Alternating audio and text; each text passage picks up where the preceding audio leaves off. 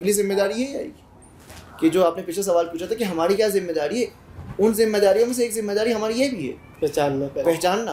یہ بالکل وہی سوال ہے جو زرارہ نے آ کر ہمارے چھٹے امام جعفر صادق علیہ السلام سے پوچھا تھا کہ زرارہ پوچھتے بلاخر بہترین اس امام صادق علیہ السلام کی بہترین صحابیوں میں سے، اہم ترین صحابیوں میں سے، اور اہم ترین سوال آ کے پوچھ رہے امام سے کہ مولا اگر میں نے عصر غیبت کو درک کر لیا اور عصر غیبت میں یہ حالات کہ اتنا سخت ہوگا ایمان کو بچانا، تو میں کس طرح اپنے ایمان کو بچاؤں، کیا کروں، میری ذمہ داری کیا ہوگی؟ تو امام علیہ السلام ایک دعا کی تعلیم کر رہے ہیں کہ زرارہ اگر تم نے عصر غیبت کو درک کر لیا، اپنے ایمان کو محفوظ کرنے کے لیے اس دعا کی تلاوت کریں. یہ وہی دعا ہے جو اس مولا امیر المومنین کے اس روایت کے جملے سے بالکل ریلیٹڈ ہے. مولا کی دعا تعلیم فرمانے ہیں کہ ہم کس دعا کی تلاوت کریں.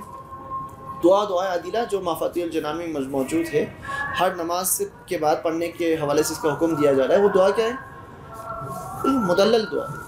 اللہم عرفنی نفسک فإنک ان لم تعرفنی نفسک لم اعرف رسولک. اے خدا تو مجھے اپنے آپ کو پہچانوا دے کہ اگر میں تجھے نہ پہچان سکوں تیرے رسول کو نہیں پہچان سکوں. اللہم عرفنی رسولک فإنک ان لم تعرفنی رسولک لم اعرف حجتک. اے خدا مجھے اپنے رسول کو پہچانوا دے کہ اگر میں تیرے رسول کو نہ پہچان سکوں تیرے حجت کو نہ پہچان سکوں گا. اللہم عرفنی حجتک فإنک ان لم تعرفنی حجتک زللت عن دینی.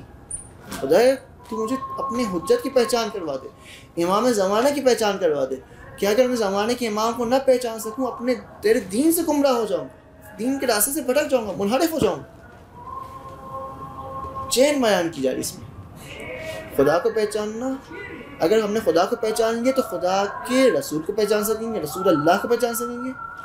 اور اگر رسول اللہ کو پہچان لیا تو رسول اللہ کے جو خلیفہ ہے خلیفۃ اللہ کو پہچان سکیں گے. یہ خلیفہ صرف خلیفۃ اللہ نہیں، خلیفۃ رسول اللہ بھی ہے. اس خلیفۃ اللہ کو پہچاننے کے لیے، خلیفۃ الرسول اللہ کے پہچاننے کے لیے، اس سے قبل کہ خلیفہ کو پہچانے ہم نے یہ جاننا ہوگی کہ ہے کس کا خلیفہ، خلیفہ بنانے والا کون ہے. خلیفہ بنانے والے کو اگر ہم نے پہچان لیے تو خلیفہ کو پہچان لیں گے. اگر ہم نے خدا کو پہچان لیے تو خدا کے خلیفہ کو پہچان سکیں گے. اگر ہم نے رسول خدا کو پہچان لیا تو رسول خدا کے خلیفہ کو پہچان. تو خلیفۃ اللہ کے مقام کو پہچاننا کہ اللہ کون ہے، اللہ کا خلیفہ، رسول اللہ کون ہے، رسول اللہ کا خلیفہ کون ہے.